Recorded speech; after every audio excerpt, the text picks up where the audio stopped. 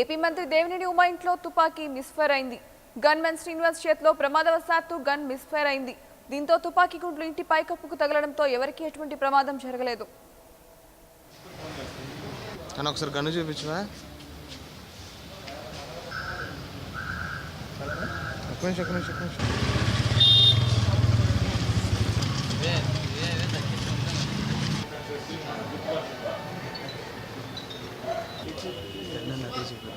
Gun తీసానబ్బా.